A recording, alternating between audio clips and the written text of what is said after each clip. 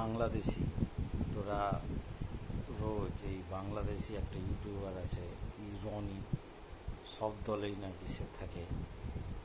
তো সেইটাকে ভদ্রলোক কি বলা যাবে? ভদ্রলোক বলতে পারছি না। আচ্ছা, ভারতের সব কিছুতেই যদি তোদের দেশে যত সমস্যা আছে সব কিছু যদি ভারতের জন্যই সৃষ্টি হয়, তাহলে ভারতের সঙ্গে তোদের সম্পর্ক রাখাটার কি দরকার?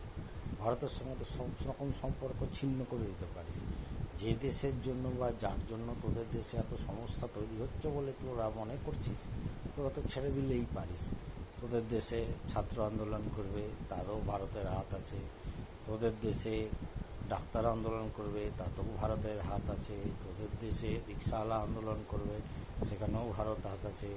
তোদের টোটোওয়ালা আন্দোলন করবে, সেখানেও লোক আছে। টোটো মানে হলো ইজি বাইক নাকি বলিস তোরা, ই রিক্সা, তারা আন্দোলন করবে, তার মধ্যেও আছে। তারপর ওই গার্মেন্টের দর্জিগুলো আন্দোলন করবে, সেখানেও নাকি ভারতের হাত আছে। এগুলোর মধ্যে ভারতের হাত আছে কি নেই জানি না, তবে একটা বিষয় কিন্তু রনি তোকে বলছি, ভারতের এখানে কিন্তু হাত আছেই আছে, এটা আমি 100% বিশ্বাসী। সেটা হচ্ছে যে তোর তো কন্ডোম ফেটে জন্ম হয়েছিল, ভারত থেকে নিম্নমানের কন্ডোম তোদের দেশে সরবরাহ করা হয়েছিল, ফ্রিতে দেওয়া হয়েছিল। সেই কন্ডোমটা ফেটেই তোর জন্ম হয়েছিল। এই জন্য সব কিছুতে তুই ভারতের দোষ দেখতে পাস।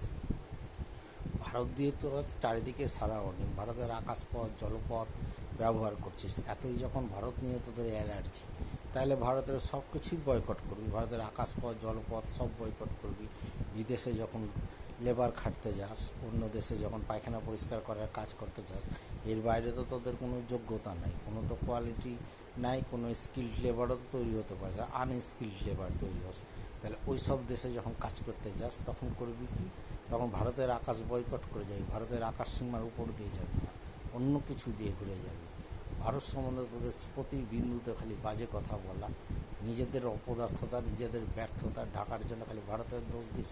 একটা অপদার্থ একটা দেশ, অপদার্থ মানসিকতা, একটা ব্যর্থ রাষ্ট্র একটা বাংলাদেশ। এটা হচ্ছে পৃথিবীর ক্যান্সার, দক্ষিণ এশিয়া না, পৃথিবীর ক্যান্সার এটা। এই অপদার্থ দেশটাকে ধ্বংস হওয়া উচিত।